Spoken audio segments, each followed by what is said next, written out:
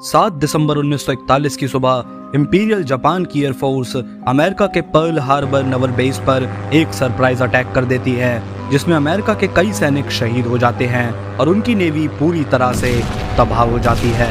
इस हमले से ठीक अगले दिन ही यूनाइटेड स्टेट्स जापान पर युद्ध की घोषणा कर देता है और इसी के साथ अमेरिका भी द्वितीय विश्व युद्ध में ऑफिशियली कूद जाता है। पर जापान ने इतिहास का ये सबसे बड़ा हमला क्यों किया? सन 1910 में जापान ने कोरिया पर अपना कब्जा जमा लिया। इसके बाद रिसोर्सेज और इकोनॉमिक इंटरेस्ट के चलते जापान ने अन्य देशों पर भी हमला करना जारी रखा। साल 1931 तक जापान चीन के रिसोर्स रिच प्रोविंस मंचूरिया पर हमला कर उसे अपने अधीन कर लेता है और वहां पर माचुगुओ नाम का एक पपेट स्टेट एस्टेब्लिश कर देता है। साल 1937 में जापान चीन पर युद्ध की घोषणा कर देता है। इसी कड़ी में जापान सबसे पहले चीन के नैनकिंग शहर पर हमला करता है, जिसमें हजारों आम चीनी लोग मारे जाते हैं। इतिहास में आज हम इसे नैनकिंग मैसेकर के नाम से जानते हैं।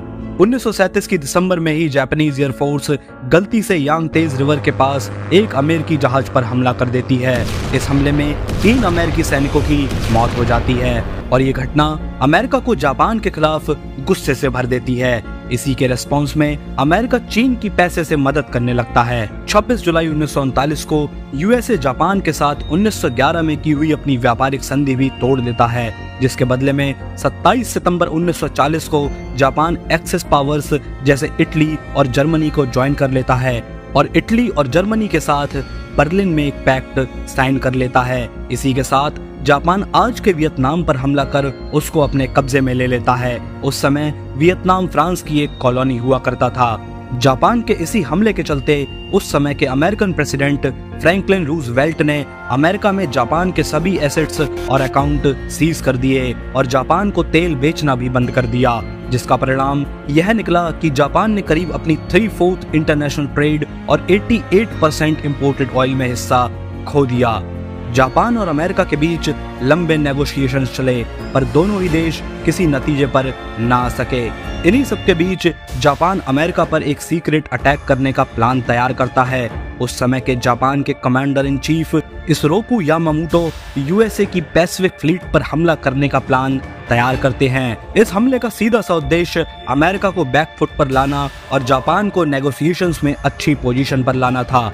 लेकिन पर्ल हार्बर यूएसए के लिए इतना जरूरी क्यों था? ये जगह पैसिफिक ओशियन के बीच में पड़ती है, जो कि यूएसए से करीब 2000 मील की दूरी पर है। पर यह जगह यूएस नेवी के लिए रिफ्यूल और सप्लाई का काम करती थी। इसी के साथ पर्ल हार्बर पैसिफिक ओशियन के सबसे बड़े और नेचुरल पोर्ट में से एक था। मई 1940 में अपनी शक्ति का प्रदर्शन करने के लिए यूएसए अपनी एक नेवल फ्लीट पर्ल हार्बर की तरफ भेजता है। इस फ्लीट में करीब 100 जहाज, 8 बैटलशिप्स और कई एयरक्राफ्ट शामिल थे। ये जगह जापान से करीब 4000 मील की दूरी पर थी, इसलिए यूएसए को ये उम्मीद थी कि जापान इस जगह पर हमला नहीं करेगा और यूएसए की इसी गलत सोच ने पर्ल हार्बर को जापान का एक इजी टारगेट बना दिया। 5 नवंबर 1941 की सुबह जापान अपना टॉप सीक्रेट ऑर्डर नंबर 1 अपनी सेना के साथ साझा करता है, जिसमें पर्ल हार्बर पर अटैक करने का पूरा प्लान था। 26 नवंबर 1941 को जापान पर्ल हार्बर की तरफ बढ़ना शुरू कर देता है। उस समय जापानीज फ्लीट में करीब 6 एयरक्राफ्ट कैरियर, 2 बैटलशिप, 3 क्रूजर और 11 डिस्ट्रॉयर थे। क्यूरल आइलैंड की हिताकापू बे से होते हुए जापानीज फ्लीट हवाई के ओहू आइलैंड के स्टैंगिंग एरिया में पहुंच जाती है और यहां से करीब 360 जापानी एयरक्राफ्ट पर्ल हार्बर पर हमला बोल देते हैं। हमले की पहली वेव में करीब 189 एयरक्राफ्ट पर्ल हार्बर की तरफ बढ़ते हैं और करीब 7:55 पर पर्ल हार्बर पर अंधाधुंध बम और टॉर्पीडो बरसाने शुरू कर देते हैं। यूएस नेवी को संभलने और कुछ समझने का वक्त ही नहीं मिला और उनके कई जहाज तबाह कर दिए गए। करीब 8:50 पर जापान ने दूसरा हमला किया। इस हमले में भी करीब 171 एयरक्राफ्ट शामिल थे, पर इस बार जापानियों को भी यूएसए के कड़े डिफेंस रिस्पॉन्स से सामना करना था, क्योंकि अब यूएस नेवी दूसरे अटैक के लिए तैयार थी। पर इसके बावजूद भी यूएस के इस बेस को अच्छा खासा नुकसान हुआ और करीब 10 बजे जापानीज एयरक्राफ्ट अपने देश वापस लौट आए। इसके बाद जापान ने यूएसए के कई और नवल बेसिस पर जैसे फिलीपींस, गुआम और वेक आइलैंड्स पर भी हवाई हमले किए। जापान के इस हमले में अमेरिका के करीब 2404 सैनिकों की जान चली गई, करीब 1177 सैनिक घायल हुए, साथ ही उनकी 19 नवल शिप्स भी तबाह हो गईं, जिसमें 8 बैटल शिप्स थीं।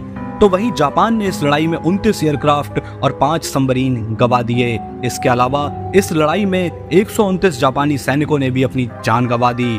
इस बात में तो कोई भी शक नहीं है कि पर्ल हार्बर अटैक यूएसए पर इतिहास का सबसे बड़ा हमला था, जिसने यूएसए को बर्बाद कर दिया। पर जापानियों का असली इरादा तो यूएस नेवी को पूरी तरह से खत्म करना था, जिसमें वो सफल नहीं हो पाए। इसके बाद यूएसए भी ऑफिशियली वर्ल्ड वॉर 2 में कूद जाता है, जिसकी घोषणा खुद अमेरिकन प्रेसिडेंट रोजवुड करते हैं, और बैटल ऑफ मिडवे में यूएसए जापान को हरा देता है, जो कि वर्ल्ड वॉर 2 का सबसे बड़ा टर्निंग पॉइंट था।